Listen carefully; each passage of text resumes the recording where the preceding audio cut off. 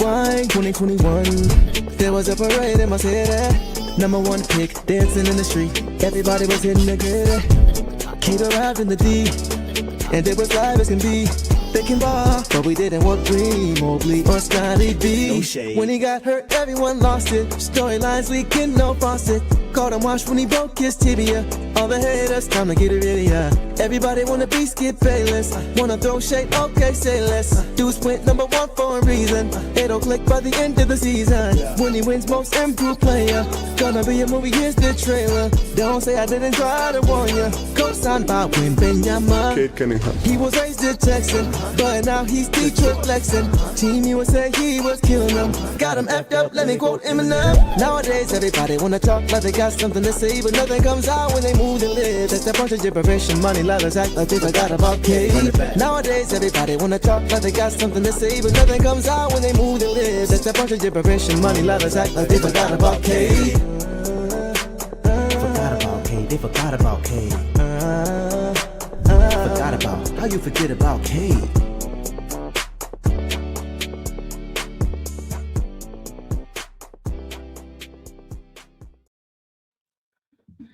Detroit. Come on, y'all. Basketball. Basketball. Man, oh man. Everybody, welcome back to another episode of the Downtown Do Show with the boss. Hey, they forgot about Cade. Just one game ago, everybody was saying Cade ain't it. Cade ain't the franchise player, da-da-da-da-da. And tonight he reminded everybody once again that he is that dude. So listen, we appreciate you guys pulling back up. Happy hump day to everybody. Happy Wednesday night. Boss, talk to me. How are we feeling after that game, man? Talk to me. Phenomenal. That was our best game yet of the season in terms of looking like ourselves. Everybody got involved. Everybody did their part. I feel fantastic. And, you know, everyone had the magic above the Pistons in finishing this year. And, you know, it's early. It was, you know, this was only game 5. But that's not a team that's above us. That's a team with really good players who couldn't get very hot today. 3, I'll throw in Bane. But yeah, for sure. I mean, that was a nice ad for them, but I totally agree with you there. Shout out to the chat, man. Y'all are in deep tonight per usual. We are going to do our best to get to as many comments as possible. Y'all know the drill. If we miss your comment, put it in caps, repost it, super chat like Doug did already. Shout out to Doug. What's going on, bro? Doug coming out the gate says, oh, in Detroit basketball. I sang it for you, bro. I got you covered, which Boss did too. We both had you covered, bro. This was definitely worthy of that. I had to switch up the intro. Yeah, I had to, man. When Cade goes off like this and reminds everybody who he is, got to give him the love, man. So great game from him. Great game from the whole team. The whole team just played very, very well, man. Absolutely. So listen, let's get this out the way, right? The Pistons tonight faced off against the Orlando Magic for their 3rd straight home game, looking to bounce back from their forgettable loss against the Cleveland Cavaliers last game. And they bounced back in a major way, blowing them out tonight, 135 to 116. It didn't look like it was going to go that way, but it did. And they improved to 3-2 on the season. Tonight, more than any other game this year, guys, despite that first quarter, we saw Pistons basketball. We saw it. It looks very similar to what we saw the second half of last year. And we're going to get into exactly how that was, all the details. So first things first, injury report. Marcus Astor missed his 4th game. 4th straight game, hasn't played yet with a knee injury. And Caris LeVert returned to action after missing the last 2 games. So that was good to see him on the floor as well. And Ausar Thompson, who looked like he might not play. He had some nausea before the game. He toughed it out and he was able to play. And the Pistons went with their usual starting 5 of Cade Cunningham, Duncan Robinson, Ausar Thompson, Tobias Harris, and Jalen Duren. And I'm not going to lie, boss, I was a little concerned about that at first, but I felt much, much better about that after the game, and we'll get to why. So before we go any further, guys, I want to shout out our guy, Tom. Tom HUR, man, Korea Pistons fan, making his rounds in Detroit, man. Tonight he was interviewed pregame by Johnny Kane, the man himself, just talking about his experience here in Detroit, the things he's been able to do, and why he loves his team so much. And he carried himself very, very well, represented tonight. So I was happy to see that from him. Shout out to Tom, man. Doing great things. We appreciate you, man. We got a lot of love for you, man. And keep doing your thing, man, for sure. Glad you got a chance to watch this game Yes. up close. Absolutely. I think last year he didn't see any Pistons wins. He was here during the losing streak. So happy for him. Go ahead. Yeah, just same. I'm glad that this was his last game on his trip out here, and they definitely gave him a good one, especially after that really ugly loss. And yeah, he was here in 2023 during the losing streak. So he brought the luck back. Thank you, Tom. Right, for sure. All right, boss. You know the drill. Let's get to some initial thoughts, man. You can kick it off. What did you see initially before we get too deep into the box scores and stuff like that? What did you see from beginning to end that stood out to you in this game? Definitely, I had the same concerns in terms of the starting lineup. And we did kind of start off slow in terms of defense and stopping the ball. Felt like the Magic got into the paint whenever they wanted and were hitting their shots. But once our defense picked up, it was over. Once we also put a couple runs together, it was over. Like I knew the minute that the game turned was when we just got defensive stops, got a basket, went on a run. I was like, this is it. This is what they've been waiting for, and they're going to continue it, and they did. I'm very proud of them for not, for once they got out, they stayed out. There was a little bit of, okay, it went from 16 to 8. They bounced back. High. That's typical, especially with some of the 16 to 8 were like all free throws from Franz. Yep. She split. So we're also lucky for that. But for sure. We just did fantastic in terms of closing out this game. And this is, after the Rockets, after the Celtics, you can say that was what we needed. But tonight, I think, is when we looked like our Pistons basketball that we've been expecting. So absolutely. This is the game we needed. Case cracked, hit it on the head. Last game took a good L, but tonight we bounced back. For sure, man. Yeah, I definitely agree. Man, you guys the comments are coming in hot, man. We are going to try to get to as many as we can. Boss, this was a tale of two halves. Oh, yeah. Tale of two halves. And the first half was a struggle. Really just the first quarter. Yes. Was really a struggle. It looked a lot like the last game. It looked like it was just some carryover from the last game. Just really sluggish out the gate. Bad execution. Not enough energy. Not enough physicality. Not on the string defensively. After that, and I was a little bit concerned. Like, oh, here's a repeat. I felt like deja vu a little bit. Yeah. But I will say this, boss. I think Duncan Robinson may have hurt his last game.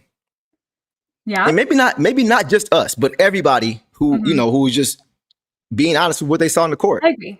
And I want to say this too. I want to give the Magic some credit. I want to give them a little bit of credit because they have a good team, right? They're led by Paolo Banchero, Franz Wagner, Desmond Bain, like you mentioned, and they're well coached by Jamal Mosley.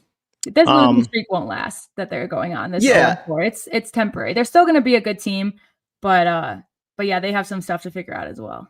Yes, they do, and we exposed some of those things tonight. So let's talk about how it started. And then we'll go from there. The Pistons came into this game, guys, 29th in the league in point differential after the first quarter. Yeah, and that's just not who they are at all. The Pistons are a team that I say it all the time, they need to hit first, right? They hadn't really done that all year. And tonight in the first quarter really didn't improve. They were 1 of 10 to start. And the Magic got out to a lead again, 15-6 in the first few minutes of the game. Timeout, Pistons timeout. So they didn't hit first. They just couldn't get stops in the first quarter. They allowed 36 first quarter points. And when you don't get stops, you can't do what you want to do, which is get out in transition, get easy hoops. And I want to point this out too. 28 assists for the Pistons tonight. Yeah. Yes. 28 assists. So spreading the wealth, sharing the wealth, spreading the basketball, moving without the basketball, moving the basketball. But like I said, the Magic are a good team. But let me tell you something. When the Pistons play like this, to their identity, they're hard to beat. Even without Jaden Ivey, right? It just shows you how good we can be, even when we're not full strength. But when we are, when he returns,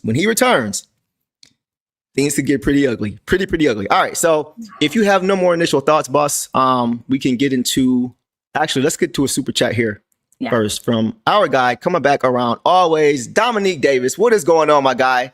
Appreciate you as always, bro. Always showing the love, always showing support, and I appreciate you, man. We really appreciate it. So Dominique says tonight, guys, I was indifferent but Paolo maybe not like him tonight, so hold that L. Facts. Also, league-wide, they need to chill on the foul calling and historic numbers of free throws teams are shooting. but good bounce back and 0 turnovers for Cade. We are going to get to Cade. We did not forget about Cade at all. But yeah, Paolo he's kind of annoying. He's kind of annoying, man. He chirps a lot. He's a good player. He's a really good player. I'll give him credit, but all that chirping, breaking free throws and not really showing up when he needed to, right? Yep. Great defense from our guys, by the way, too. Mm-hmm. Guys like Stu, guys like Tobias, right? Just really played him pretty well, man. I was really I can't forget Ausar, because Ausar, even though Asar's not as big as him, he's still crafty. Yeah. So a good collective effort on those guys, especially after the first quarter. And I'm with you, Dominique, on Cade. Cade bounced back in a major way, man. So, Dominique, always appreciate you, bro. You are dead on for the 1,000th time, because you usually are dead on whenever you pop in. So I appreciate you for that for sure. Yeah. And I agree with him. I don't like Paolo. This team, the Magic have always been chippy. I knew it was going to be chippy. I think, we ended with 5 techs and then the double fouls, 5 techs total for everyone. And then the double fouls that got both Wendell Carter and Isaiah Stewart eliminated. Yeah. But the best thing that we can do for the guys we hate is beat them and beat them bad. And right. So for sure. Yeah. And I just want to say, before we get started into individual box scores, we talked earlier today that the Pistons actually lead the league in blocks per game at 7.5. You pointed that out. We got 8 tonight. So we're keeping it strong. It's going to be hard to catch up to. You pointed that out for sure. Probably do it on his own, but right now we're holding our own. Absolutely. Yep. Devon says this was a reminder for us to be patient.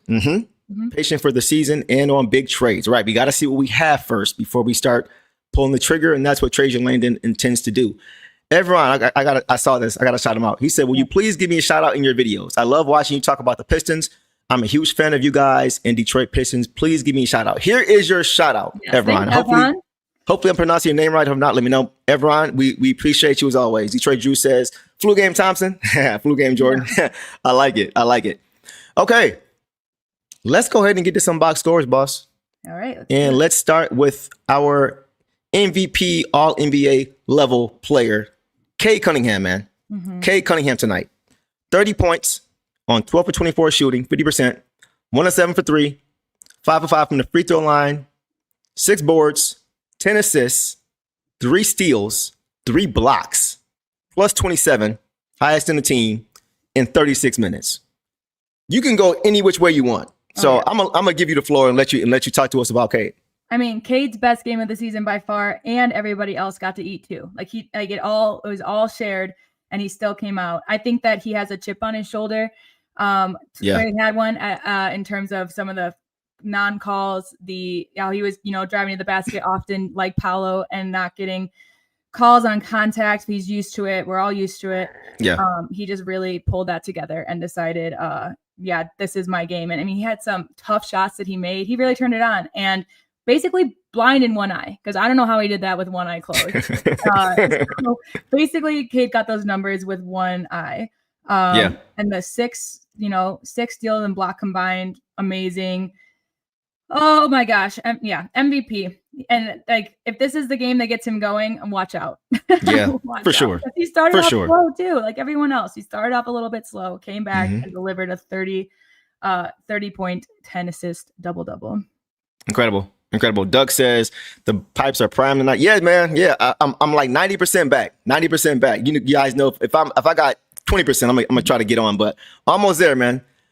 Philip says after he got hit in the eye, the engine went into a V12. 100%. Ray Floyd says, what does Cade have to do to get a whistle? It's hard to, yeah, I know.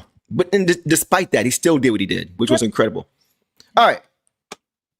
Cade tonight showed why he's an All-NBA player. Period. He had a bad game last game. We cited that. We acknowledged it. We moved on. And so did he. Because we all knew this was not going to continue. And he responded in a major way. Let's start with the offense, right? So you could see, even from the beginning, when the team was kind of stuck in the mud, that he was trying to push the ball whenever possible, off of any miss, off of any turnover we could create, which wasn't much. He was just trying to push. Yep. And the opportunities early were just far and few between. And he was kind of relegated early to kind of playing in the half court. Yeah. And, but in the Magic were packing the paint early. They weren't really respecting our shooters, right? They were trying to force somebody else to beat them. And tonight, other guys stepped up. But despite that, man, he was just overall more aggressive with this offense. He was just right. He was just more aggressive. He was early taking his man one-on-one. He was just really forcing the issue, just trying to make something happen, right? Forcing his way into the paint, using his counters to get there, and just kind of muscling his way to the hoop. And this happened in the first quarter, right? Just trying to keep us afloat. Yep. In the second half, when the defense turned up, second quarter, when the defense turned up, by all 5 players on the floor, by the way, that's when everything else started to open up offensively. And the first play, the second half, Cade got a block and took it coast to coast for what should have been an and one. Should have been an and one. One of the many and ones he should have had in addition to what he already had. And the Pistons, they just continued to stay locked in defensively. And he just continued to apply pressure, and that kept the offense rolling. And I think it was a third quarter, maybe it was the fourth, I think it was third quarter. He had back-to-back drives in transition for and one finishes, like back-to-back plays. And they just looked easy for him. When he's mad, when Cade Cunningham is mad, he can't be stopped. No. He just can't be stopped. And in the second half, he was toying with them. It didn't matter who they put on him. It didn't matter whether it was Suggs, whether it was Paolo, whether it was Franz. It didn't matter. So if anybody forgot about Cade, he reminded them of exactly who he was tonight. Thoughts on that? Yep. No notes. I mean, also as our offense got going, they couldn't keep doubling and tripling him because everybody became a threat. And that's also what's huge about, keeping him constant, keeping everyone else in the game, because even I think Blahan Kelser even mentioned it. Like they kind of stopped doubling up on Cade, tripling Cade, because he could just pass it out and he was getting it done. Even through the double teams and triple teams, he was getting it done. So I agree. When he gets mad, he gets going, and he played his best game of the season so far, and I can't wait for more. And again, his face was already beaten up. Then it got beaten up again. And then he played the most out of everyone as well, and just crushed it as usual. That's Eastside Me says the zero turn. I didn't even mention that. You're right. The zero turnovers is the best stat. A 10-0 assist to turnover ratio. Yeah. Right. We always talk about how 3-1 is good. Anything above 4-1 is great. Yeah. But is 10 and none, despite the foul calls, despite us being stuck in them, especially in the first quarter, because I could have seen him forcing the issue and kind of picking up and having some bad turnovers early in the game when the offense wasn't rolling, when he was trying to really do it by himself sometimes. But he still, even though he was aggressive, was still playing smart. Absolutely. And that's what stood out to me. That's the growth. Because a lot of times you see guys, they try to force the issue, try to play hero ball to get their team into it, and they make it worse. Because then now they're playing outside of the flow of the offense. They're not using their teammates. But he was like, nope, I'm gonna kind of channel this. I'm gonna play the game the way I need to, aggressively, but still play smart team basketball. Go ahead. Yeah, and I think that's what he also tried to do last game, but no one was really getting it going. And so he just made the right decisions. And he had 0 turnovers, and I'll just say we had 12 as a team, and that's really good because I think we had 10 in like the first quarter or like first half. I think we had like that number in the first half last game, and a little lower. The one with the most was Duren, who we've talked about. He had 5, just with shouldn't be ball handling, but otherwise, just this overall great effort. And he led the team. Like he set the pace. Once he started getting hot, everyone else grew more confident as well. So. Yeah, 100%. So I'm seeing some comments about some highlight plays in this game, and I think that is very much warranted. So let's go ahead now and talk about the defense, right? Cade's defense tonight. We know, ever since JB Bickerstaff got here, that a point of emphasis that he had for Cade was to be a two-way player. Yep. Something that is really hard to find in the NBA amongst superstars, right? But we see Cade is more than capable. And beginning last year, he started to really take on that challenge of being a two-way player. And once again, on multiple occasions, he showed that he is developing into that two-way player. He had some monster blocks, plural, in this game. Yeah. Yes, 3. 3 blocks, 3 steals, and 3 stocks. As a point guard. Right. Who also was responsible for your offense. Yes. Right. So once again, man, and this also shows that he is in better condition. Yes. He's in better shape to play. Because if you're not in good shape, if you're not in good condition, you can't have a 30-10 game with 0 assists. With 0 turnovers and still do what you did defensively. It's just not going to happen. one of those two ends is going to suffer if you're not in good shape, right? Absolutely. And tonight, he showed that his conditioning is where it should be. So credit to him for taking care of his body. Yep. That's right. That's something that's important too. We got to keep in mind and give him credit for. That's off-season work. Off-season work. So he put in the work for that. And we mentioned the blocks. And somebody mentioned it earlier. Jalen Suggs on a drive poked him in the eye. Yep. No call. On the drive, he poked him in the eye. And Cade was really upset about it. And not long after that, Jalen Suggs on a break tried to throw one down on Cade. And here's what happened. Look at Cade as Suggs tries to dunk on him. George, he never got the ball up above the rim. Cade was all over it. That was an amazing play. Oh, man, hand on ball, get it out of here. Carter just called for his fourth foul on the other end. As we watch and rewatch. Was that Cade Cunningham or Isaiah Stewart? Right? I mean, the perfect block. The perfect block. There's no question about the clean, perfect block. Absolutely. Yeah. He seemed to be ticked off after that play from Suggs. And it's like, you got the audacity to try to dunk on me now? Yeah. Okay. Watch this. And we know that the Magic, have their dirty little tricks too. And I believe Suggs was the one who also fouled Robinson by dragging his hand across his face after the three. I wouldn't be surprised if the reputation of some face shots is what he has as well. Yeah. Cade Suggs. I mean, Suggs hitting Cade in the face honestly was the downfall of the Magic because it turned. Yeah. So, I mean, good point. Then his other two blocks were just as clean and just as nice. Yeah. Janik said, "Little boy, trying to dunk on me, little boy." Detroit, you got some nerve, bro. You got some nerve, man. Yeah. Derek says Cade is supposed to be unathletic, right? Unathletic players don't do that. Yeah. They either get posterized or they draw on a foul.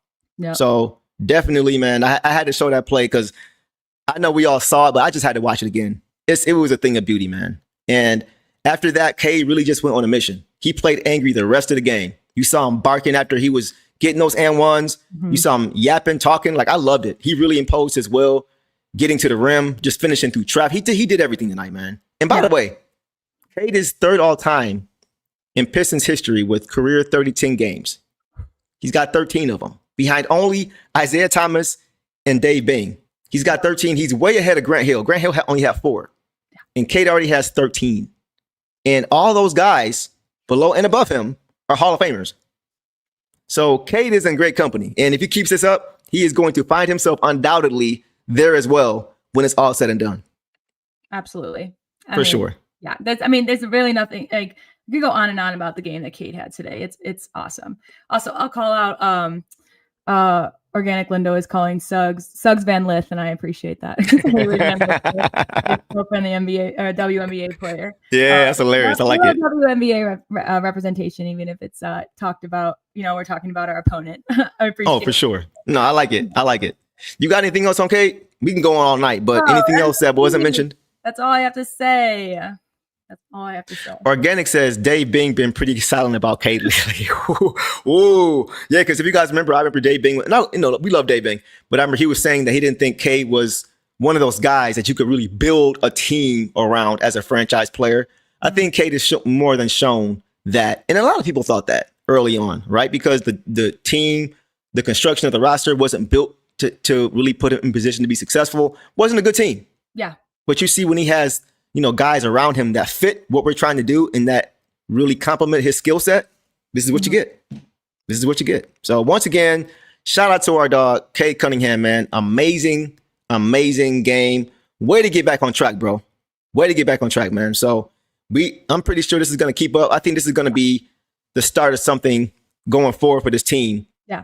It's maybe not, a 5 or 6 game winning streak, but we're going to see more, I think, consistent basketball, consistent play like this. This is going to be a game you kind of look back to. This is going to be a game I'm sure coach is going to have the team watching in the film room. Absolutely. Like right? I already said, they overcame the first quarter, even first half struggles, and they all contributed. There was no, one person. I mean, we fell off a little bit when Cade was out, but I texted you, I had issues with that lineup, but they all contributed. So they feel, and that's what we were last year, was a full team. Mm-hmm. So they all did their job. And I think that, like you said, it's just going to be better going forward. It's going to look a lot more clean. It's going to look a lot more like us. Right. That's what I was trying to say. You said it better than I did. So 100%, boss. All right. Let's go ahead now and move to our next starter, Duncan Robinson. Duncan Robinson, man. So tonight, Duncan Robinson had 15 points on 4 of 7 shooting, 4 of 6 from 3, 3 of 4 from the free throw line, 5 rebounds, 1 assist, 1 block, 1 turnover in 29 minutes. So I have some things to say about Duncan. I will let you kick it off for us. Yeah, I think Duncan proved himself out there a little bit. We talked a little bit about not wanting him in the starting lineup, and I still kind of agree with that because I do think that we get going once our defense gets going. But after he missed those 2 free throws, that kind of changed it for him. I don't know, something clicked and he got into it. And once we got into rhythm, he got into rhythm. And I don't know if he just has been hesitant to take great shots because he's new to the team and doesn't want to be the hero. He wants to pull it in, get it to someone else. I don't know, but he came out with more confidence eventually. I appreciate that he got a technical foul because that's Detroit Pistons basketball, is getting angry and getting up there. So I appreciate very much what I saw from Duncan Robinson. And these kind of nights, if he can keep these consistent, that's fantastic. And we talked about, like we miss Beasley, we miss THJ, and he played more like THJ today. Absolutely going with what he needed. And I appreciate the 5 rebounds. For someone that, I admit I called him not very aggressive, not doing his job. So I like what I saw from Duncan in the end. I did too. Now listen, guys, I said pregame that I hoped to see improved individual and team defense from Robinson if he was going to start, which I would have rather seen Ron Holland start, as I'm sure you guys all know. I said that last show. And early in this game, you got to start with how this game started. Yeah. He struggled. Right? As far as just the little things, as far as closing out the shooters, he was late with that. Not being able to stay in front of his man, defensive breakdowns, those things were hurting the Pistons' ability to really be able to get out and run and get in transition. But to his credit, he did do some good things defensively in this game, especially after that first quarter, like the rest of the team, really just doing little things like taking charges, right? He was knocking down, the 3-ball was going tonight. It seemed like he got into a rhythm in this game. Yeah. And he just had more defensive intensity. He just had more effort. He was, like you mentioned, the 5 boards, sticking his nose in the paint, trying to grab offensive rebounds like he did, staying attached to his man, right? Not getting caught on back doors and things like that. He even blocked a shot. So yes, someone in here, I find the comment. They brought it up how they just had them. Oh yeah, Duncan Block had me hyped. It had me hyped too. Yeah. It had him hyped too. It had everyone hyped. Yes. Yeah, just his energy overall. And his effort overall were just much better in this game, especially after that first quarter. It's not where I want it to be yet with him, but it was much better. Yeah. Much better compared to last game. So I have to give him credit because I got on him last game. You did a little bit, but I got on him last game as far as what we needed to do as far as how this team plays, right? But here's the thing. And Greg Kelser said exactly what I've been saying. Shout out to Greg Kelser. He said exactly what I've been saying about Duncan Robinson. He said that tonight, he gave us much of what Tim Hardaway Jr. gave us last year. Yeah. Just be solid on both ends of the court. Just give the effort defensively. Just stay in front. Don't get lost on D and knock down the open shot. So I got to give him credit for that because he showed up tonight. If he continues to do this at this level, then I think we might be okay if they do decide to keep him in the starting lineup until Jaden Ivey returns. I still want to see the consistency. And if it were me, I still would probably start Ron Holland. Yeah. Just because out the gate, you're going to get that. Out of the gate, you're going to hit first or you're going to attempt to hit first. Go ahead. Yeah, that's exactly how I feel. I think, he got it warmed up and got it out there, but it was after he went out and we went on a little run with defense. Then he came back and made up for it. So I agree. But I think that if he can come out, maybe this is the confidence boost he needed to be like, yeah, I do fit in here. I do fit in with this team. Because again, he's played his whole life with one team. True. There's some adjustment needed. I'm going to give him the benefit of the doubt.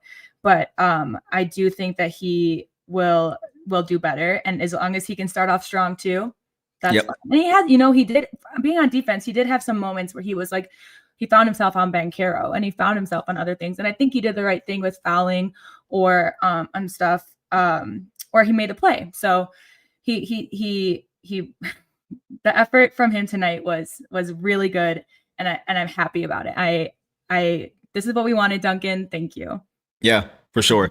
Detroit Drew says he needs to have an earpiece in with Udonis Haslem. telling him he got to play D. Right.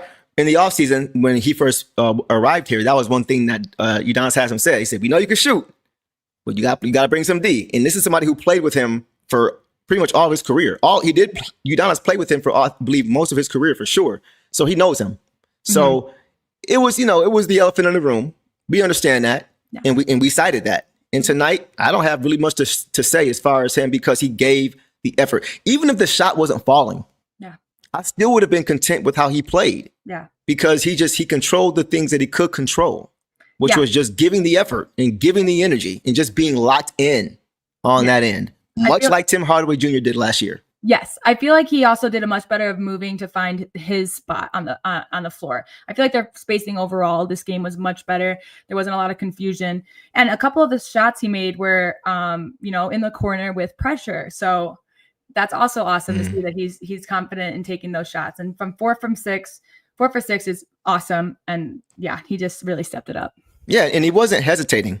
Nope. It looked like once he caught a rhythm, you saw him letting it fly. Yep. Coming off a screen, not putting it on the floor, a lot like Tim Hardaway Jr. did, like Beasley would do in rhythm. Once you see one go in, right? And once you have the confidence of your teammates and the confidence of your coaches, it's a lot easier to do that. Yep. It's much easier to do that. So I got to give him credit. Yep. I got to give him credit. He bounced back tonight in a major way. Hopefully he can keep this up. If we get this from him every night, and I don't even mean the shooting. Yeah. If we get this from him every night, I won't be mad if he stays in the starting lineup. Like I mentioned, I want to see Ron Holland and see how that looks because I think he's more fits the identity. Mm-hmm. But if we get this from Duncan, I can live with it until J.I. gets back. Yeah. Good game from Duncan Robinson. Yeah. I'm going to predict that we will see a little bit more toughness in him. And again, like even if some of them are like silly fouls, stuff like that, just to see the aggressiveness is what we need. So I'm going to predict that he will step it up and keep it up. So. Let's hope so, because if he does, then that's going to bode well for the rest of our team, the rest of our defense, and this team's future this season. So we'll leave it there. Mm-hmm. Good game from Duncan Robinson for sure. All right, let's go ahead, guys, and move on to Ausar Thompson. Ausar Thompson tonight, guys, had 12 points on 4 of 14 shooting, 1 of 3 from 3, 3 of 4 from the free throw line, 11 boards. Mm-hmm. 11 boards. Second on the team, only behind JD. Mm-hmm. 6 assists. Second only team behind Cade. 1 steal, 1 block, 1 turnover in 29 minutes. Immediate reaction to a star Tasmanian backbone of the defense, Thompson. Yeah, tonight was defense. Tonight was a lot of defense. And, his shots weren't falling. He only shot 28%, 4 of 14, but he made up for it in every other area. He made up for it by being at the boards, by rebounding, the assists, the steals, the blocks. Yeah, he looked awesome out there. And I feel like he looked aggressive. He looked confident. I think he still has more to go. Like he's still, this is not full Ausar for this season. I'm not saying his ceiling, but like for the 25-26 season, Ausar still hasn't hit his hit high as high as you think he can go. Yeah, not even ceiling, but like just like I feel like he's at like 60% of what we know that he can do already. And so once he even just gets crazy, going crashing the boards more, right? He crashing the rim on offense more. He's just going to be awesome. He did great with spacing too. He helped out a lot on screens and getting other people open. So yeah, Ausar did wonderful. I thought he was great too. The shooting, I'm not concerned about as far as the 4 of 14. Yeah. You're going to have nights like that, right? And we know he's not a great shooter anyway, but a lot of his shots weren't bad shots. Yeah. Right? A lot of his shots were in the midi game, in the paint. It just didn't go in. He had a few where he tried to get a putback dunk and it just rimmed out, but he was crashing the glass. He was all over the boards. And Heisenberg mentioned it. He did knock down a 3. Yeah. 1 for 3 again. I say all the time. If you go 1 for 3 for the rest of the season, that's 33%. I can live with that. Yeah. Yep. And the 3 that he hit was a big one. It was at the end of the half when when it helped us get the 1 point lead, and it was nice. It looked nice, and I'm sure that will just improve too the more the season goes on. So yeah, I'm happy with his output today, especially because if he was a factor on offense, but he was a bigger factor on defense, and that's what we need. Yeah, great D, like I mentioned on Paolo, Franz. He just did a really good job defensively, and as far as the long ball, he shot it with confidence. Yep.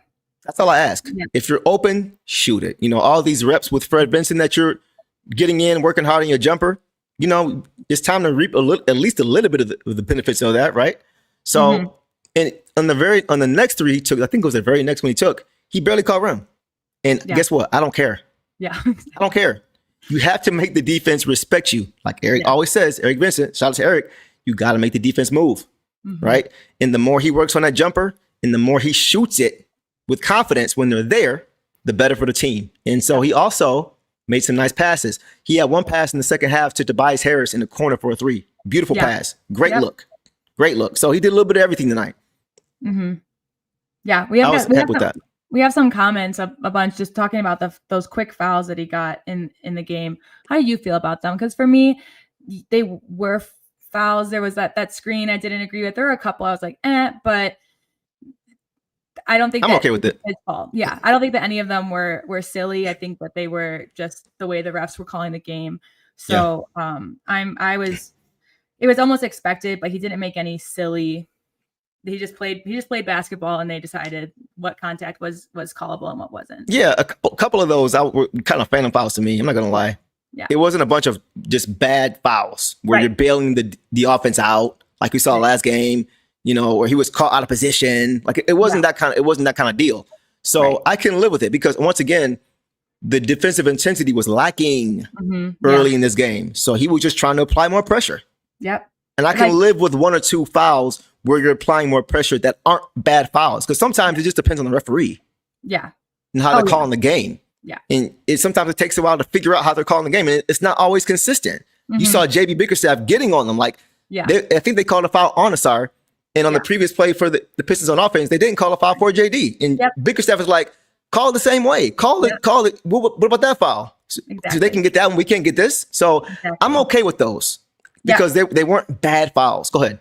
Yeah, no, I agree. Because when I think of bad fouls, I think of, like silly ones like bringing your hands down or over the head. Or it made me think of Bane pulling LeVert's arm, which I did not appreciate because that was a hard pull. Yeah, like that could have caused something. He was out with, was it a shoulder? No, he was a knee. But that could have, the way he yanked it, I did not appreciate. And we don't see our guys doing it out there. And there was Ausar too. He was getting under their skin also. I think he got called for a travel or something silly again, and they were trying to get the ball from him and he refused. He was looking for the ref to give the ball to. But he channeled that into playing better and not, dragging these guys down by their arms. So yeah, for sure. Yeah, the refereeing was kind of weird tonight. Very strange. But despite that, we still and that's the thing. When we play the way we're supposed to play, as bad as the officiating was, we still won by 20. Yep, you play through the calls. You play through the whistle. Yes. And there were multiple times that we saw the guys go up to the refs and JB say, go back, let me talk. And he does. He follows through. JB wants to handle it for the guys. So that was super appreciative. I was super appreciative of it. But again, like this is not new to us, unequal officiating. So for sure. Or maybe not unequal because it was decently close today, but the calls were different. Some of the touch fouls were a little bit to the Magic's benefit. So so like the days of blaming the refs, since I don't even really want to rely on that anymore, because once again, when you play your brand of basketball, when you dictate the flow of the game, you dictate the style of the game, and you impose your will, they're not going to call a foul on you every single time. Right. Because everybody's going to foul out. Right. So just continue to stay the course. And you mentioned it. I love how JB Bickerstaff goes to bat for these guys. He goes to bat for these guys. I hate to keep bringing it up, but our last coach did not do that. Yeah. And when you, as a player, feel that you have to be responsible for trying to talk to the refs, it can throw you out of your rhythm of the game. Yeah. It could just mess with the whole flow because now you're not even focused on the game. You're focused on the refs. So having a coach that says, get out of here, I got him, go play, it allows you to, first of all, know that your coach has your back. Yes. But second of all, allows you to focus on the game and not the refs. Right. So I love how he does that for this team. I love it. Yeah, and it shows that JB sees it too. He's not going to go talk to the refs if he doesn't see it also. Facts. So, yeah. So, but, like I said, we played through the whistle and we won by 20. 19, but we'll call it 20 because it was. So, but, yeah, that's just how we've always played. And I prefer that. I also think that's also why it's important to come out and set a defensive tone, because once you start to set it later on, then it looks like, it wasn't how it started. And maybe you might get more calls that you wouldn't have gotten if you came out strong and aggressive to begin with. Right. Good point. Organic. I'm not going to do it, bro. You see, I didn't even mention his name.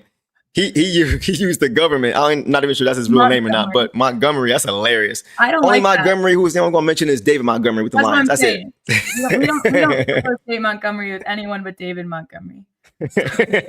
Marvin says, dudes, tell the FBI we're seeing more suspects. Facts, bro, right? Crazy. But yeah, man. Yeah, so Ausar was good tonight. Yes. He didn't score a bunch of points, didn't have a bunch of eye-popping plays, just play good basketball. Yeah. Good, clean basketball, like you mentioned. The 4-14 for shooting from the field, I can live with that when he's providing everything else as a Swiss Army knife that he is. Yep. In playing smart basketball. So good game from him as well. Good game from a lot of our guys. A lot of our guys just played really solid games, really good game, really good team win. And that's what we are. Just while I'm looking at it, I just want to mention, of everyone that played, only 2 guys finished under 50% shooting.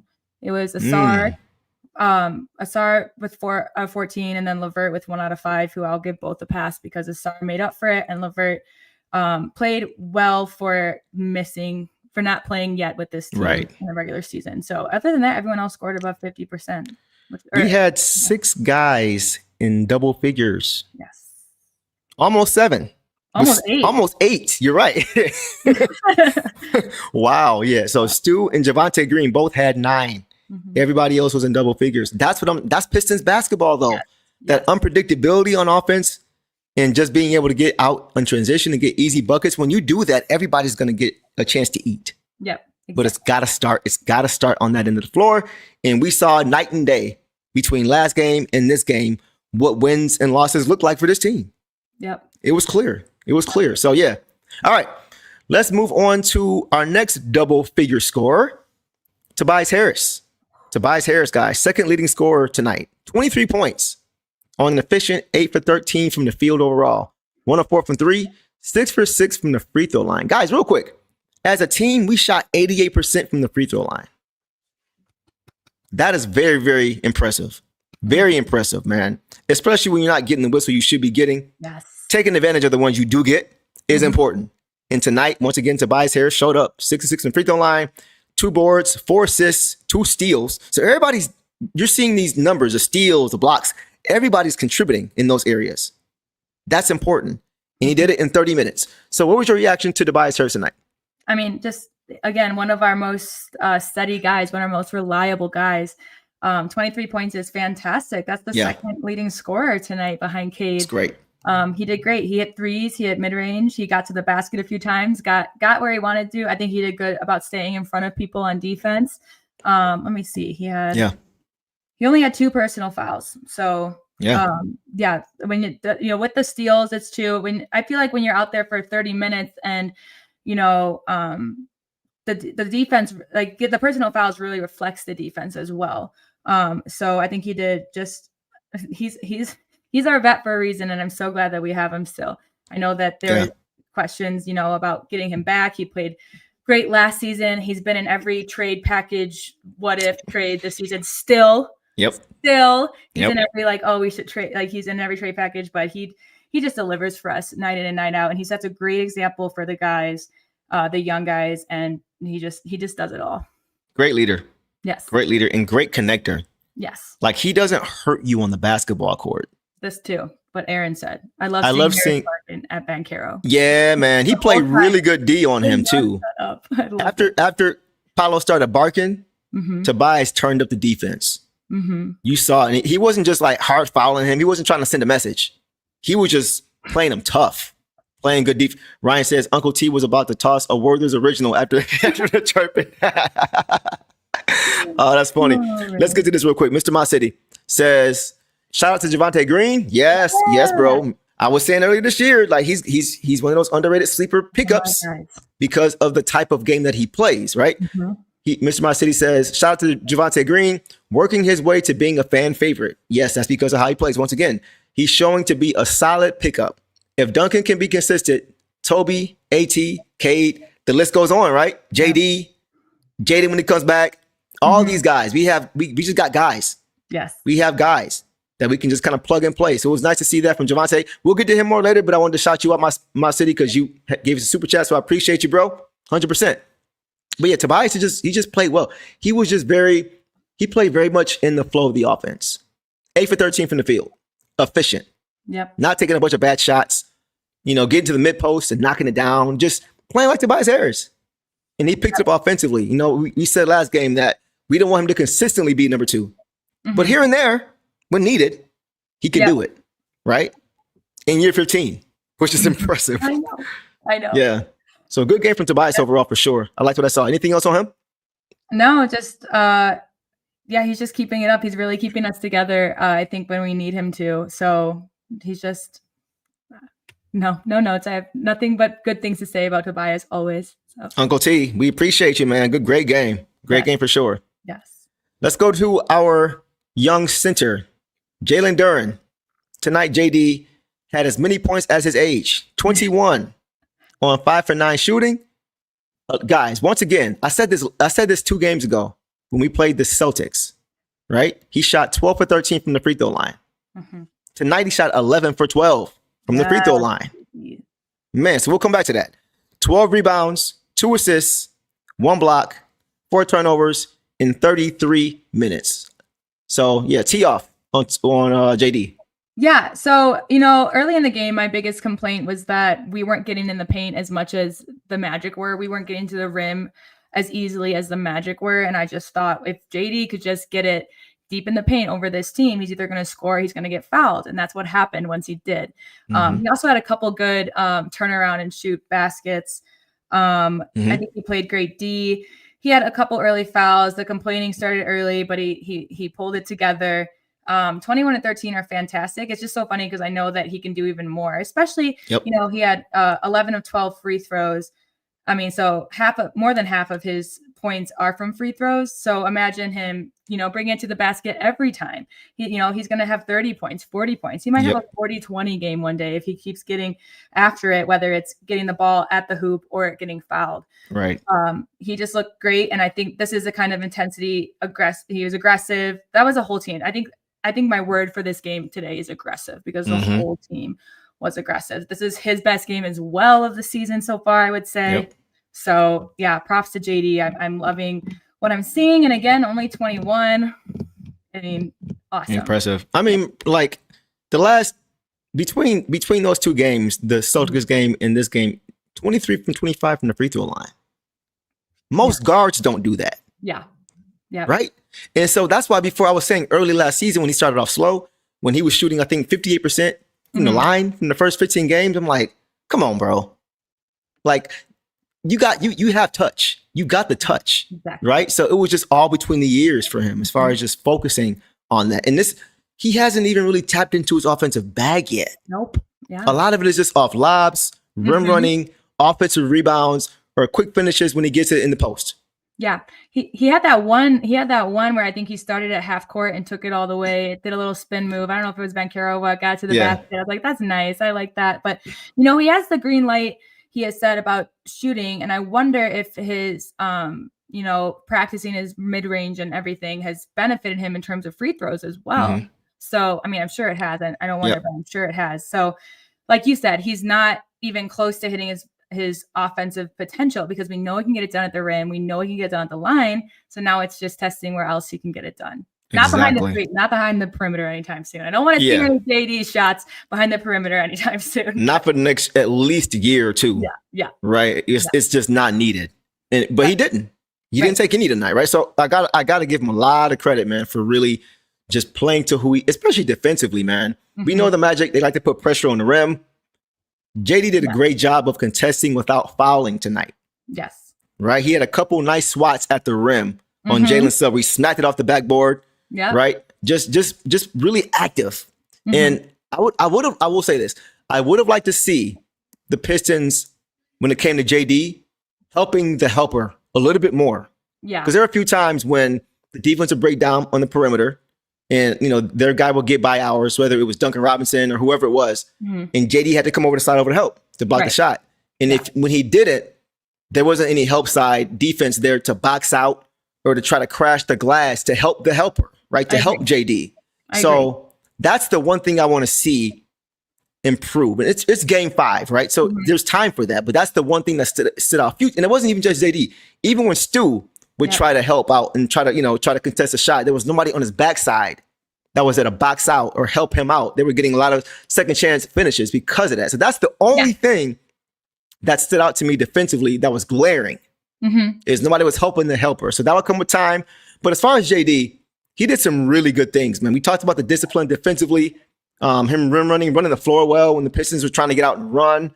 And somebody mentioned that he should be able to eat off of these slow-footed bigs. Yes. Batatse, I think his name is, the big for them. Yes, Batatse, yeah. That's the play you were talking about where he just kind of took him off the dribble and got to the hoop easily. Yeah. Right? Okay, so that, it just shows you his potential, man. So that's go ahead. Like with Batatse, though, that's what his job is to stay under the rim. Batatse doesn't really have any other shot. So I'm just going back to your point about the help defense is that there was a point where Javonte Green was the main defender on Banchero. Yeah. And we have a big guy like Banchero drives to the basket. Duren can't really leave Batatse because either Batatse, again, is there for the rim to receive the lob. And so we need to figure out when there's teams like this where they have a big guard like Banchero or a big forward to run the basket, and you also have a big center that's used to just cleaning up at the rim. That is when we need the help defense. Just like a team like the Magic. So I agree with you there, and I think that they'll see the same thing. But I just had to say that because when you mentioned that, that's what I saw as well. Yeah, man. I really want to see him try to impose his will a little bit more in those kind of matchups, because when he makes up his mind and he is able to just when he really just gets physical in the paint, there aren't a lot of guys in this league who can match his strength, his physicality, and his athleticism. He has a very rare package as a big man. I don't even know if he even realizes it yet. Because he still hasn't scratched the surface offensively. I agree. But you're still seeing what he can do with just the things that he's doing. So as he continues to grow, I just want to see him be a little bit more aggressive and just take advantage of that matchup, because you can eat off. These guys can't guard you. Yes. And, it's looking like the slower start he had. He's looking better than the start he had last season, but he did get more aggressive as the season went on. So it's just like, kind of like, okay, like now, like you can start doing that again. And I do have to point out, because we've talked about his early foul troubles. He got 2 early fouls and then he ended with only 3. So that means that he really cleaned it up. And he played 32 minutes. So he really cleaned it up. And that's just huge for him as well, to just shake those off and get back into it, because especially with Stu fouling out in the 4th, that's what we needed. We needed him, so it would have been trouble if he was also in foul trouble. That's a great point, because usually it's JD that's in foul trouble and Stu that's not. Yes. Right? Yeah. So it's showing a little bit of growth, incremental growth from a guy like JD, who has had issues with that in the past, as far as being disciplined and not always trying to make the highlight play, just going straight up at times, or just playing smarter defense sometimes. And tonight he did that. We talked about it before. So many times he would come out of the gate strong, right? With 5 points and 3 rebounds and 2 assists in the first 3 minutes and picking up a second foul. Got to go sit down, right? That has been the case with you this year. So I got to give him credit for that as well. He has been available for most of these games to start.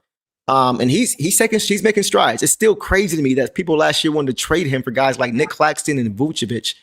Insane. But once again, at the ripe old age of 21, he's showing that he has a lot of room for growth. And even with that, he's still a very impactful player when he wants to be. So we just need that consistency to continue, and we're going to be just fine.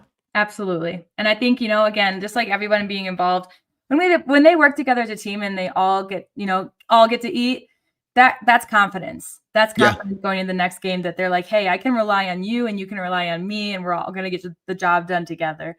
Right. And, I love to see it. I did too. Great game from JD. Great game from the starters, man. Like we mentioned, all 5 in double figures, sharing the wealth. Cade had 30, yes, but he didn't, it wasn't like he took 35 shots to get it either. Yep. That's the thing. They shot 50% from the floor. I think you mentioned that. They shot 40% overall as a team from 3, almost 90% from the free throw line. Like that's a clean game. Yes. That's a clean game. That's what you love to see. Despite the whistles going against them. And that's what we love to see. Because you can win without it. You can win despite it. They're also the type of team that they'll use that. There was a couple, was it the Luke Walton Tech, but there was a Tech after, and I was just like, okay, this is just gonna fire them up. Like this sucks that they're gonna have Magic at the free throw and the ball, but like that kind of stuff just fires us up. It angers them. Yep. Yeah. Yeah. So Drives them. yeah, somebody said it earlier. When Luke Walton's getting the tee, you know something's wrong. Even he didn't know why. He's like, what did I do, bro? Luke Walton getting a tee, Duncan Robinson getting a tee. He's like, okay. Yeah. I'm not mad at Duncan getting one. You know, he's starting to fit right in. Yep. As far as mentality. So I'll take that. I'm not mad. I'm not mad. But they wouldn't be the first. If you said which Pistons got teased tonight, they wouldn't be my first choices. They wouldn't be my last choice either. I wouldn't even mention them at all. So yeah, we're coming along. We're coming along just fine. Guys, we are doing our best to get to all of your comments, man. So if we miss you, we apologize. Y'all know the drill. We'll do our best we can to get to everybody here because we always want to make this interactive, right? So, okay, with that, boss, let's go ahead and get to some reserves and we will go from there. So let's start with Dog Pound Jr., Ron Holland tonight, guys. Ron Holland tonight finished with 10 points on 4 for 8 from the field, 2 of 5 from 3, 2 boards, 1 assist, 3 steals in 23 minutes. Thoughts on Ron tonight? He brought the energy like he always does. I still think he's the most consistent player so far at the start of this season. You know, and we even know like 10 points, 2 rebounds, 1 assist, 3 steals, and 3 steals. He had that really nice one where he really got on the ground. And I appreciate that of him. We know that those numbers are, I mean, I consider them kind of low for Ron, you know, but he did what he was asked of him. He played good defense. He also had to fight through the whistles. I loved everything I saw about Ron. He had great dunks, great breakaways, great defensive play, shot the 3 with confidence. It's only going to get better from here. And he did awesome. And that's the thing with Ron. You mentioned it, like the 10 points seems kind of low. Yeah. But the impact is never low. No. There are going to be games when you look at the box score and you're like, that's it? Yep. Because of how much he did on the court that didn't show up on the box score. So like you mentioned, he's been one of the most consistent players on this team. I think he picked Jalen Suggs' pocket clean. Yes. Clean, right? So defense to offense. That's what he embodies. And that gets the crowd into the game. It changes the flow, changes the momentum.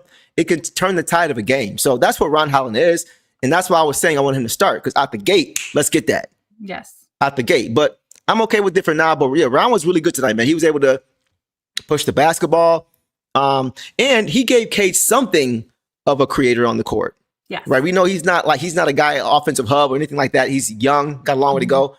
But he still at times can be that guy to push the basketball, to give Cade a play off, let Cade catch his breath, get downhill, get to the foul line, ball handle a little bit, right? Just do a little playmaking. He has that ability. Yep. Right? Not full time yet, but he's shown in spurts when he has the opportunity that he can do it. So, and somebody mentioned him knocking down the corner 3. And he loves my city. He loves that corner 3 ball. And I think both of his streets are from the corner. Yeah. So in actually in practice, shout out to the beat reporters when they're getting this film for us. That's where he's shooting the ball. Yeah. So he's starting from there and working his way around the court. But it's just nice to see that work paying off for him. His shot is getting more and more consistent. So once again, he comes to the game, sets the tone. Yep. Hits first, makes the opposition call timeout. Yep. Not the other way around, right? Yep. So exactly. Yeah. Yeah, and I agree with I would like to see him in the starting lineup, despite Duncan, getting it together. I mean, they took out after the first time out, they took Duncan out, and I think I texted you like, okay, JB sees it too. Like, we're just lacking defense, and that's what we need, and that is what we got. So I'd be curious to see him. I think that Duncan earned himself a few more starts with tonight. I agree. But there was also the possibility of Ausar Thompson being out tonight, and I think that Ron would have been the replacement. That would have been my guess, unless they decided to go with like a too big lineup. But I think, if he just keeps this up, he's going to be phenomenal. And when he wasn't moving around the court, he was in the corner, because you know what? No one's coming in the corner. No one's expecting Ron to take that. Right.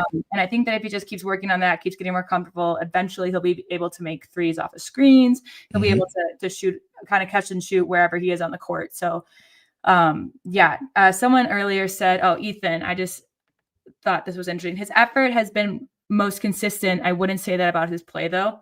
I agree, but we also had a couple like really off games. But his effort is his play.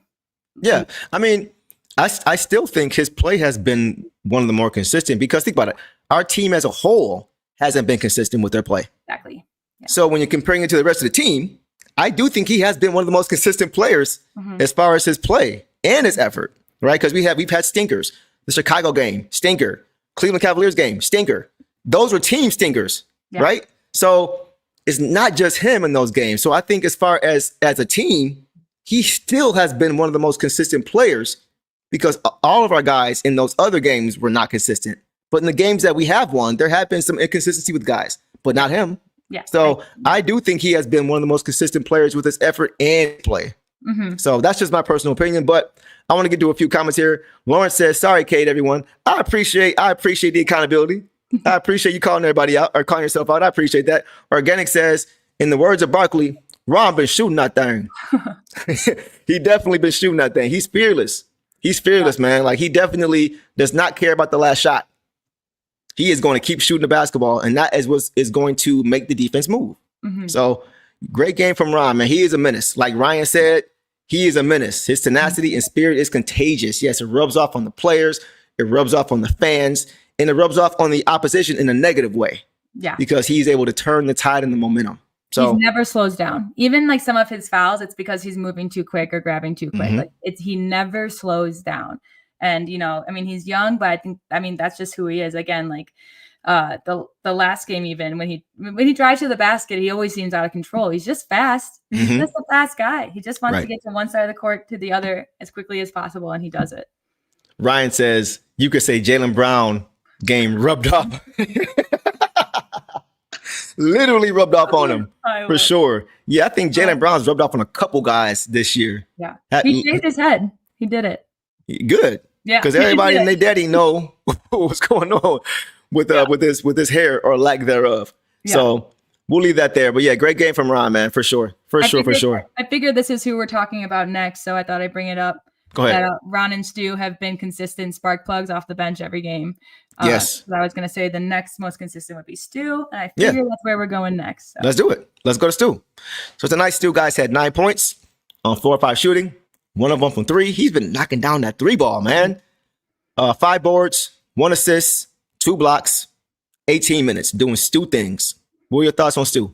Yeah, he did Stu things, and you know he did foul out, but that he guarded the rim, and the fouls, the people that he meant to guard are, you know, Banchero, Wagner. He met everyone at the rim, everyone, and so that's just what we appreciate from him. Hit the 3 when needed, got good shots up. His hitting the boards. I mean, 4 rebounds kind of seems kind of low for me. I feel like he at least had a bigger impact under the rim there. He even not 2 blocks, but he definitely swayed some shots not to go in. Yeah, well, that's the thing. He was contesting a lot. Yes. So he was allowing his guys to get rebounds when they decided to help the helper, right? You know what I mean? Yeah. So that was the difference. The contest don't show up in the stat sheet, but he was contesting a lot of shots to help our guys be able to grab those loose balls, those rebounds that he wasn't able to get because he was out of position trying to stop the ball from going in the hoop. So absolutely. And Cade found him for a really nice bounce pass inside, and he got turned and got the bucket. Yep. He's just aggressive, and he's just aggressive, Stu. And the whistle just wasn't going his way tonight. I think we would have seen more from him if he didn't foul out, but he did what was asked. He just does Stu things all the time. Yeah. All the time. I'll say this too, man. He was very important as to why the Pistons did not let this game get away in that first quarter, because we were down double digits in that first quarter. And when Stu came into the game, he gave us that spark to keep us above water, because it could have got out of hand quickly. But when he came in, we saw the lead slowly start to get trimmed less and less and less. And by the end of the quarter, when he knocked down that only 3, it trimmed the Magic's lead to 8. And going into a quarter or ending a quarter, 8 and 10 is a big difference mentally. Yeah. Single digits and double digits is a big deal for teams. When I played a little bit of basketball, not on this level, but just mentally, when you see you're only down single digits compared to 11, it just makes a difference. Okay, this is we can be patient. We can work our way back into the game possession by possession instead of having to think you got to get a home run hitter because we're down double digits, right? So just that shot that he made, and also the spark that he gave when he came into the game, was a big difference. And I think that is a big reason as to why this thing did not get away early. Yeah. Yeah. And I mean, again, you said it, the spark that he brings, just him and Ron just bring the energy. I'll throw Paul Reed in there, even though he wasn't in this game. So far, they've brought the most energy off the bench when we need it. So that I appreciate so much. And, box score doesn't reflect it all, but those two had a huge impact on just keeping the vibes high. The reason that we can also continue our offensive runs and continue things is because, we go on these runs, we get the crowd into it, we get the guys into it. Yep. It's just big. It's just big momentum builders they are. Organically, those hilarious. Yeah. He says, Stu stopped getting his dress retwisted and been a top 5 defender ever since. And then he says, Stu is like Samson. The strength is in the hair. Yeah, Stu better not ever cut his hair. No. I don't even think he would look right with short hair. Like the lowest we've seen it was with the faux locks when he had them when he first came into the league, when it was a little shorter. Looked kind of like how J.I. had it last year. Yeah. But yeah, this long hair look is rolling for him. That's kind of a staple of who he is. Yeah. Just keep doing what you're doing, Stu. That's how I feel about DeAndre Jordan. He has a new look on the Pelicans. I'm like, that's not DeAndre. Really? He cut his hair? Yeah. He's just I didn't know that. Yeah, just short hair, no dreads, nothing. Wow. Yeah. So he left Denver and just said, forget it. Yeah. And then they're actually playing right now. They're playing each other. Last time I looked, Denver was up 92-48 or 58. Wait, say it again? 92-58, Denver over the Pels. Oh my God. I know. And DeAndre Jordan's return. But Denver's my pick to win it all. So I'm not surprised, but that's your pick too. And you would know because you watched them up close because you live there. So yeah. For sure. All right, let's keep it moving, guys. Marvin's going to take us into our next player. Marvin says, is LeVert our last year version of Tobias Harris, getting off to a slow start, or is LeVert's struggles just reality? So let's go ahead, guys, and get into what he did tonight. So tonight, guys, Caris LeVert finished with 4 points, 1 of 5 shooting, 0 of 2 from 3. So he didn't shoot well. 2 of 3 from the free throw line, 1 rebound, 2 assists, 1 turnover in 16 minutes. So I'll let you tee it off, boss. What did you see from LeVert tonight, and what do you think about Marvin's question, which is a good one? Yeah, I think that he is off to a slow start and that he is still going to be very impactful for this team. About everyone else in the comments I see disagrees. But LeVert, I'm going to give him the benefit of the doubt. He's coming in. He's also with a new team. He's fresh. He's coming off of injury. He was questionable coming in. I'm not going to make excuses for him per se, but this is not what LeVert delivers. Mm-hmm. I also will say that he was huge out there for also keeping the ball away from Cade so Cade could get a breather. Exactly. LeVert really took care of it. He had beautiful handles. He found people, he had 2 assists, but he also was, maybe not assisted to the basket, but he moved the ball well. I think he took care of it well. I think he played defense well. I know that maybe it was a little bit disappointing tonight, but I'm not disappointed in him. I'm just happy that he is back, and I'm excited. And I still think that LeVert will be huge for our team. He's going to be big in production, whether it's defensively, whether it's helping, get the ball away from Cade, keep Cade off ball, whether it's offensively, he's going to improve. So for Marvin's question, I do think that it's just a slow start. Did he even play? He didn't even play in game 1. Is this his first regular season game? He played against the Bulls. He missed the Celtics and the Cavs.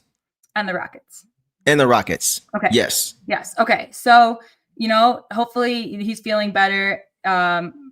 We did see him warming up before the Celtics game. So he was having, moments. And so whatever is bothering him must be enough for them to let him rest. So right. I'm just glad he got minutes. I think that he's going to do even better on Saturday for us. I think I'm not worried about LeVert at all. I think he's going to have a huge impact. And I know I'm in the minority here, but that's what I think. I'm right there with you in the minority, in more than one way, because it's like, we can't be prisoners of the moment, guys. No. We can't be prisoners of the moment. Last game, Duncan Robinson didn't play well. I said he shouldn't start. I still don't think he should start, but he played much better from one game to the next. And both of those guys are playing their 5th game at most in a Pistons uniform. And that's why I think what Marvin said was so profound, is because he mentioned Tobias Harris. Tobias Harris from last year to start to this year to start, night and day. You know why?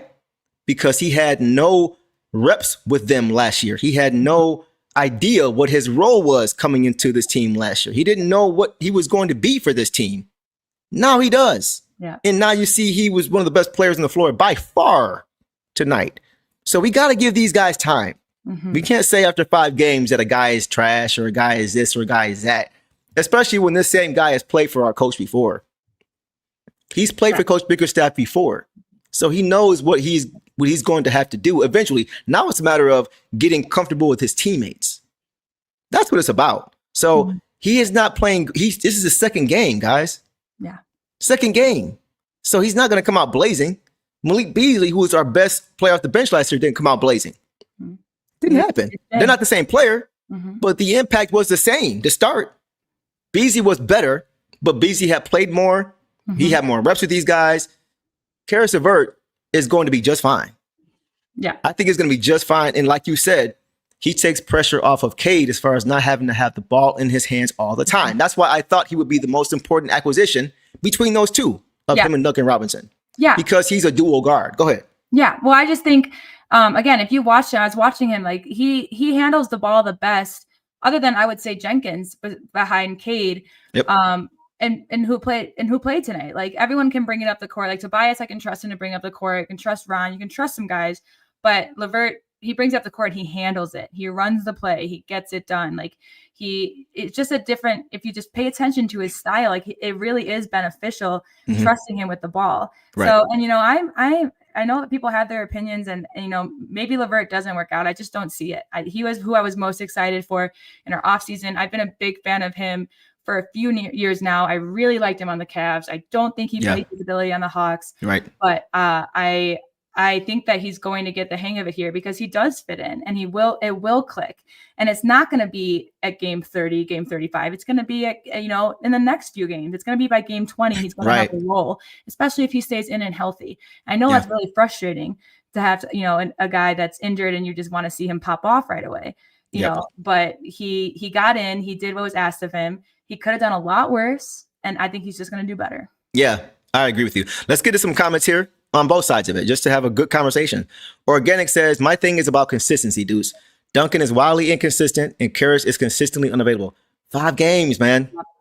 Now, I do understand what you're saying as far as the availability, right? I hope he can stay healthy, knock on wood, right? That's the biggest thing. Because I was a little bit worried when at the start of the season, he's not playing.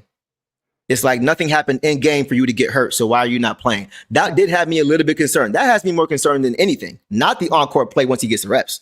Once he gets that, he's going to be fine.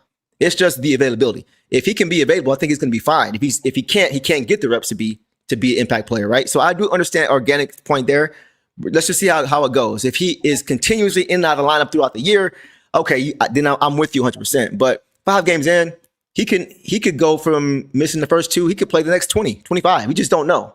So let's just wait and see. But I do think your point is valid as far as being concerned about that availability, because that is something that is very, very important. Organic. So I'm with you on that for sure. And I think we as a team need to be more consistent before we judge our players at consistency. Again, the only people that I think have been super consistent are Stu and Ron in their energy. Everyone else has had fluctuation. So after tonight, again, we got everyone involved. This is our style of play. Hopefully it lasts. That consistency will bring along other consistency. Right. And, again, he just kind of got thrown into it again today. But did his job out there. I really do think he did that. A few more comments. Derek says LeVert can play. He's got handle, hops, and an array of ways of scoring in the paint. He's going to put it right. He's got more on his plate. So like with Tobias last year, he had to figure out his role.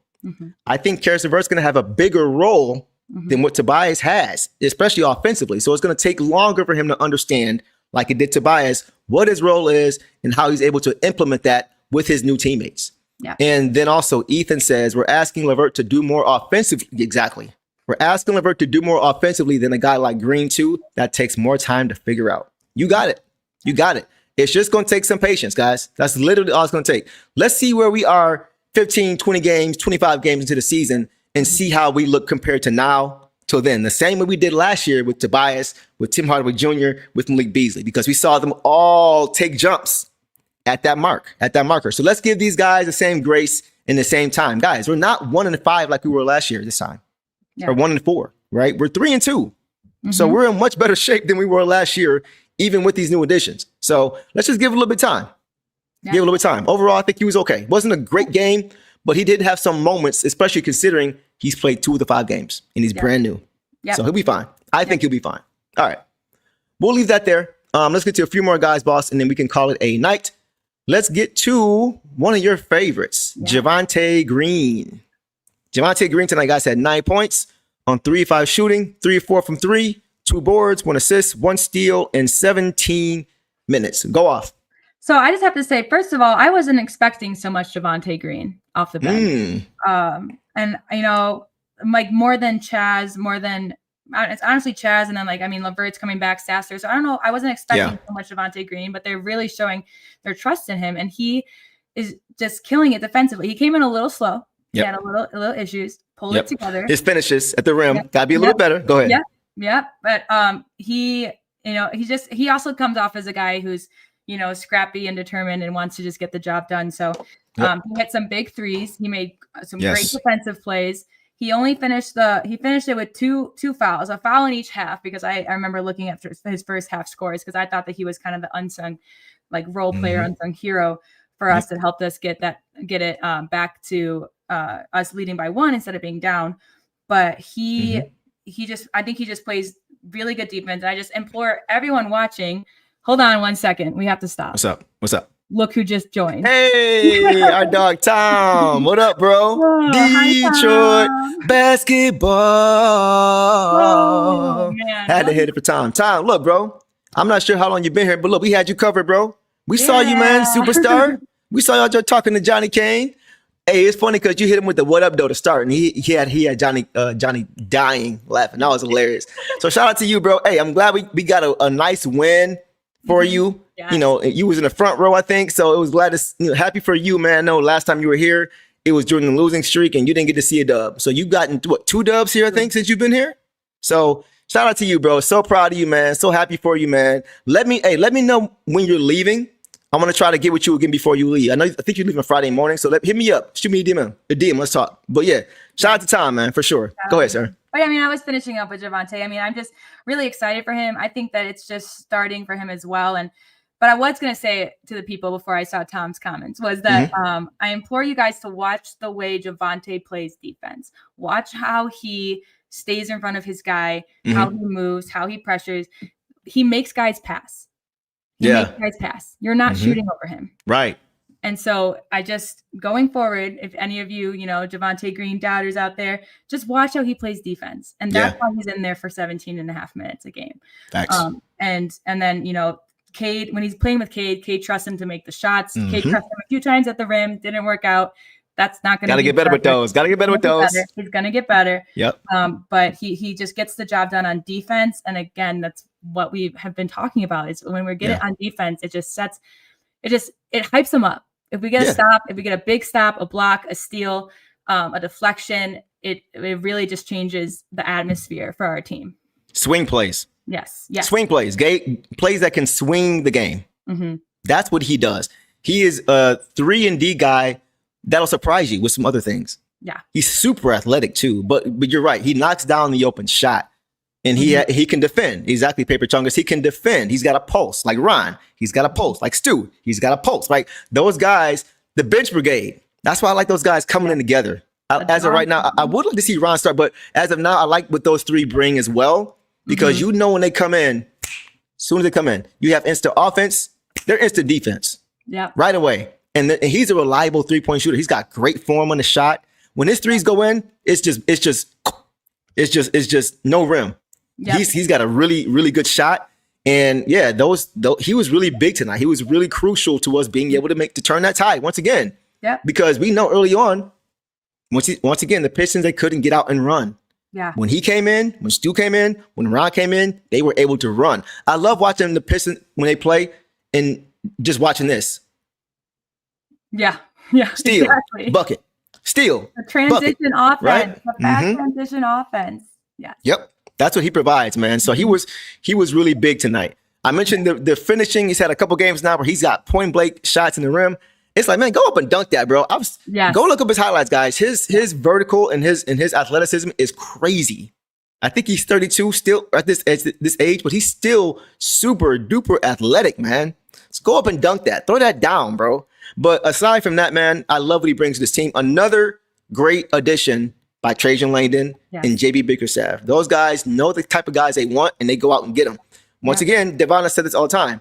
OKC East, right? Just having guys 1 through 12, 1 through 15 that you can just plug and play. They come in, they all have the same mentality, and they get the job done. They play to the identity, and he's just another one of those guys that does that. Yeah, if the Javonte Green signing wasn't enough to like show how much trust and that we should have in Trajan and JB and Tom Gores and everybody right now. I mean, he has delivered. I think he's the least paid on the team. I think, and he wants to be here, and he has a dog mentality, and he's gonna have. There's gonna be a game where he's one of our lead scorers. I see it coming. He's just gonna absolutely ball out. And I love I think we saw it last game a little bit, which didn't work out, but the dog pound lineup, the Stew, the Ron, the Javonte, the Duren, B-ball Paul, whoever, the ball handler. I love that because those guys just bring energy and just fun. And Javonte just keeps improving. And, not a lot of people are on not on team Javonte, but don't see his benefit. So again, box score, it says enough for me tonight. It says enough for me as a role player, but also just watch him, guys, on defense. He does not make a mistake. Yeah. I mean, he doesn't hurt you. Yeah. When he's on the court, he doesn't hurt you. He's usually a positive you're not seeing him coming to the game and then getting yanked. Right. Because he's just making boneheaded plays or taking bad shots. Everything he does offensively is within the flow. And everything that he does defensively is encouraging transition offense. So he's a perfect player you want to have on your team. He's not a premier name or anything like that, but he's a glue guy that you need on. We mentioned last show, guys like Tim Hardaway Jr., glue guy. You need those guys on your team. Those are championship level guys because they contribute to doing the dirty work, the little things that can swing games, those swing plays. Once again, he contributes to that, and you need guys like him. Organic says, OKC just pulling guys out of their rear end at this point in the ball, and they can ball. Yeah. So Sam Presti is a great GM. Yep. Trajan Langdon is a great GM. But I want to say, do you know what OKC gave Sam Presti? What's that? Patience. Facts. That's a great point Because over a few years, he built this team. He made moves. He brought in the right guys to surround, his stars. And it was all patience. And that's, and I feel like that's what Trajan is asking for. And that's what we should give them as well. Because I think it will just continue. He'll just continue to make it work until it fits. Yeah. I mean, think about it. I think Sam Presti became the GM in the either late 2000s or early 2010s. He got into the finals in 2012 with KD and Russ and Harden and Ibaka and all those guys. Okay. But they won their first championship last year. Yep. Now, I'm not saying that we should expect the Pistons or we should want them to take 15 years under Trajan Langdon to get one, but it just takes time. For me, the patience more came from the fans after the OKC run where they didn't win with Durant and Westbrook and all of them. After that, he asked, they needed patience because he basically rebuilt the team. So I will say patience since the rebuild, because then he had a vision after, all those stars. Right. They didn't get anywhere. And it was, Shea, I don't know, how long has Shea been on? He was, so Shea was drafted in 2019. Okay. And he was he drafted by the Clippers. Okay. The Paul George trade. Okay. Right. Yeah. Yes.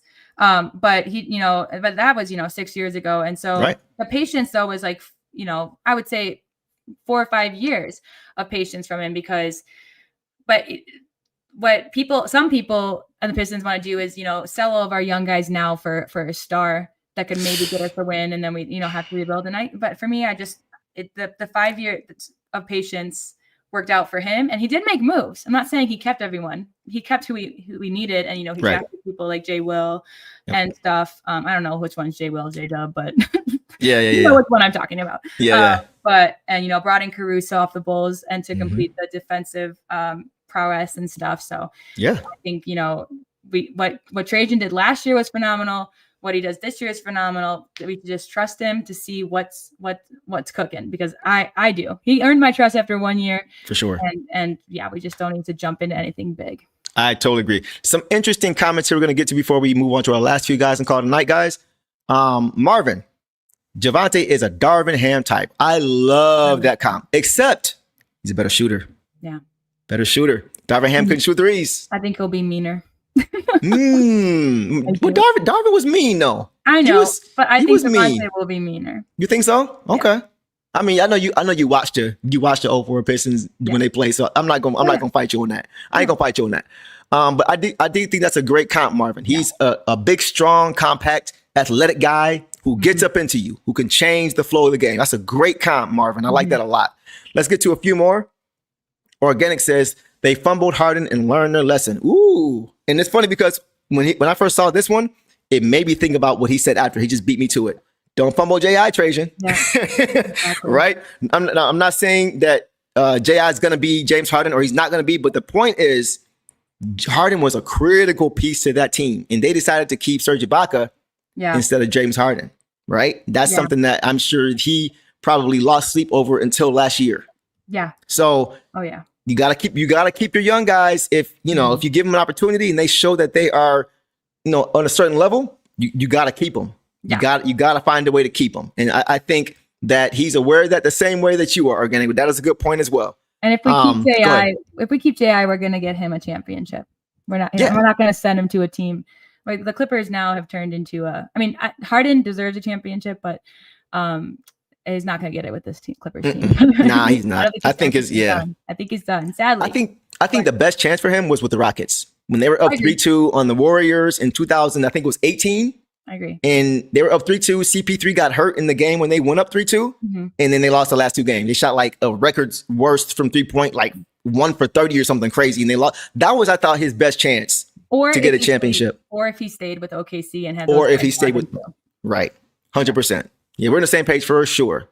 All right, man. And I'm with you, Ryan. I believe in J.I. for real. Unapologetically. 100%. 100%, man. All right.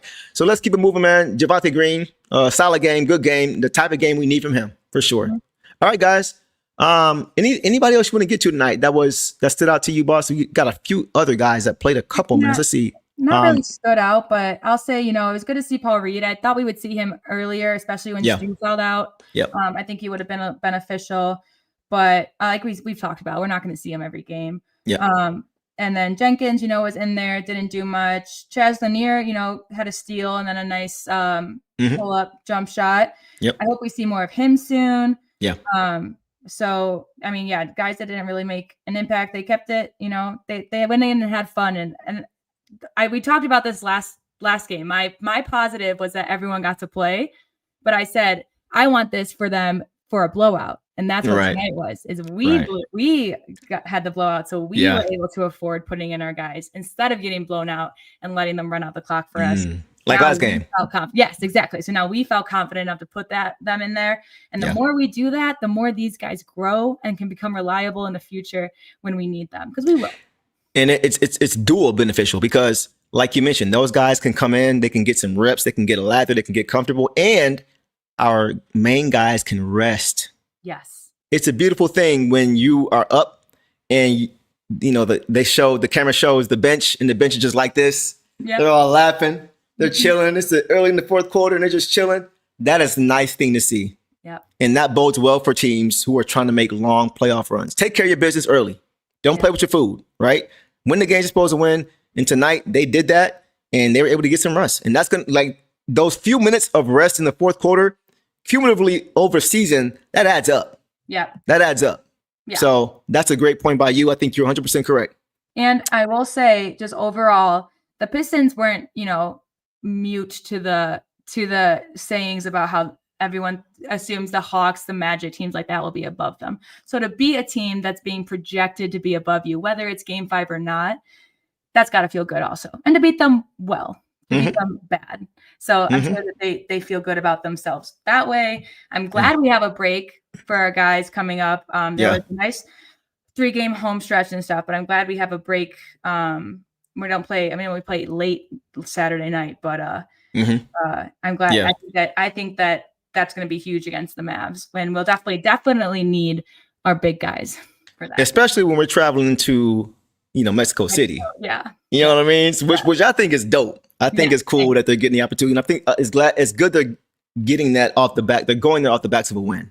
Right. Off this kind of win. Yes. Yeah. And the Pistons in the past would not have been a team chosen to go to a out of country game, you know? Right. We're playing the Mavs to represent the NBA in another country. And that's really awesome. That bodes well for our team in their future and the narratives that may follow us throughout the season.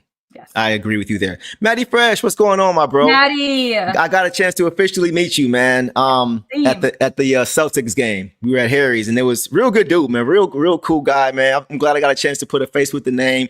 Real good vibes. You and your lovely wife, man. It was great to meet both you guys. And we're going to be talking more as the season goes along, man. Definitely enjoyed your company and enjoyed getting a chance to talk Pistons hoops. You know your hoops for sure, too. Matty wore his Rasheed Wallace championship jersey to the opening night game. So that's all you have to know about Matty. He knows the vibes and he knows his Pistons. True fan right there. True fan. So I appreciate you, Matty Fresh, as always, brother. Appreciate you, man. We're going to talk soon. Ryan says, Mehmet Okur was also a beast. Man, you already know, bro. All-star with the Utah Jazz. Should have been one here, but we couldn't resign him and Rasheed together. Had to pick one. Yeah, but those kind of guys are needed, right? Those kind of guys are needed. So I agree with you, Ryan. You know your hoops too, man. Got a chance to talk to you in person as well. All right. Anybody else you want to get to, boss, before we get out of here?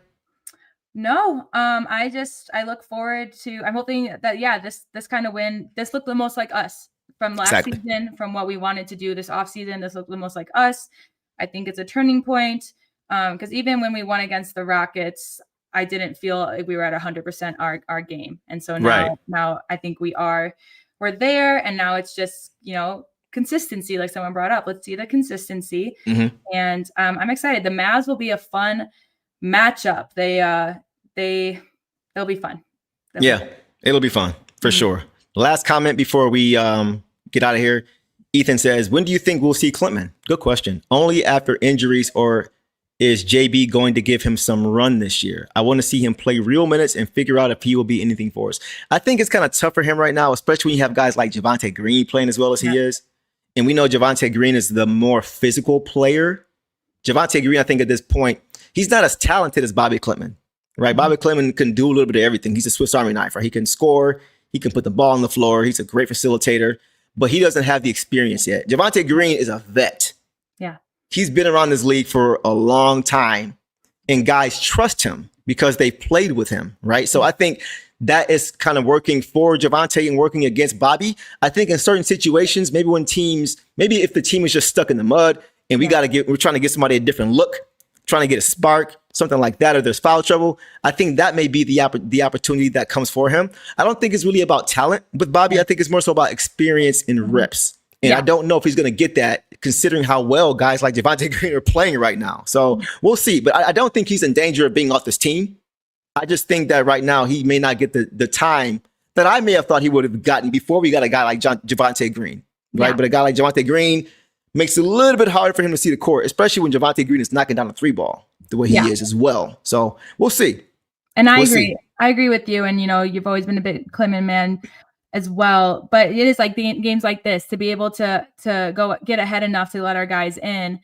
That will just get them more familiar. Bobby hasn't had many opportunities to, and when he hasn't really produced. Right. So it's just about growth, and he's still young and he's still developing. So I wouldn't worry. I think we will see him more, especially if, we can take leads like this. Yep. And I think it'll be just fine. Yeah, I think he's a guy for the future. Yeah. And I think Ryan hit it on the head. He's got to get stronger. Yeah. He does get bumped off a spot a little bit too much. He's more you're dead on, Ryan. Mm-hmm. He's a finesse player. He's got to get a little bit more of that dog in him. Right? A little bit more. And I think being around these guys will help him to get there for sure. So great question and great answers, guys, for sure. So we will leave it there, guys. So listen, up next for the Pistons is there, like we mentioned, they are going to be in Mexico City this Saturday, and it comes against the Dallas Mavericks, led by Cooper Flagg and Anthony Davis. So that should be an interesting game. Listen, guys, we will be right here post-game to break it all down. But I will say this. I haven't said this to you guys yet, but I want to tell you now. On game day, I may not be as active on social media leading up to the game because my grandmother, unfortunately, is being laid to rest this Saturday. So I will be preoccupied with everything that I know you guys know comes with that. She was my last living grandparent. I was very, very close to her because of that. And so I'm going to take some time early in the day to try to process, all that. But I should be physically and mentally ready to talk Pistons in the evening. But I am taking that very hard, despite my enthusiasm, trying to keep my mind off of it. But I'm going to be preoccupied on Saturday with that. So I'll do my best on Saturday. Hopefully I can bring that same energy and effort that I usually do. If I don't, my apologies in advance. I'm still going to be here with you guys. But I'm really going through a rough time with that right now. So I appreciate you guys, and I appreciate all the prayers. I appreciate the love you guys always show. And yeah, I appreciate you guys a lot, man. That means a lot to me to know that you guys have my back as well. Boss, you always got my back. So thank you guys a lot, as I always say, from the bottom. So yeah, Absolutely. It's everyone, look at all the support in the comments. Everyone's here for you. We all get it. So, we'll just take it by year on Saturday, but hopefully, you'll just be able to focus on that stuff with your family. The Pistons will do what Pistons do. Right. And it's life. It's just, the best. Yeah. It's just life in basketball, Yeah. That's it, man. So yeah, I keep mentioning, hopefully I can compartmentalize and hopefully my day can be made a little bit better with the Pistons win.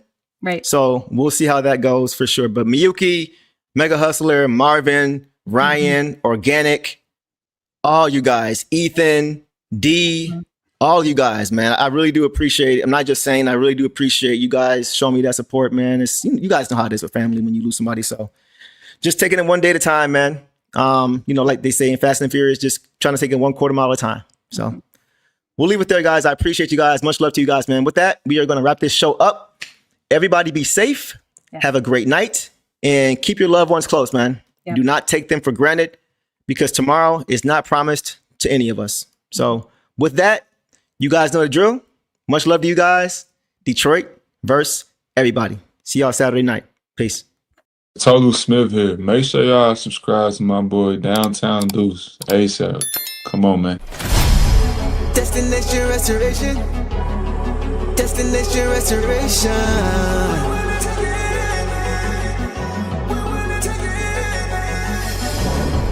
Destination restoration. Yeah, Detroit. Destination restoration. It's our time. Can you feel the elevation? We on a mission on vacation. Time to create the separation. Championships and motivation. 3-1-3 need no explanation. Miss me with all that conversation. We ready for the confrontation. Counting down to our destination. The final destination. Together all the time together. It's us against the world, it don't get no better. We turned it around, that was the beginning. Coming for the crown, we winning. Time to put in the work, I'm about to go berserk. Taking our prisoners is my time.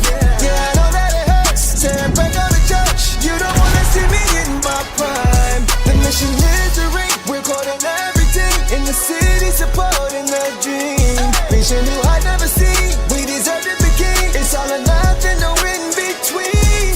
Now the clock is ticking and I hope you're listening. Don't touch me cause I'm sizzling. Physicality is tipping and mentality is menacing. The dog pound body's crippling. Now the clock is ticking and I hope you're listening. Don't touch me cause I'm sizzling. Physicality is tipping and mentality is menacing. The dog pound body's crippling. To the elevation. We on a mission on vacation. Time to create the separation. Championships and motivation. 3-1-3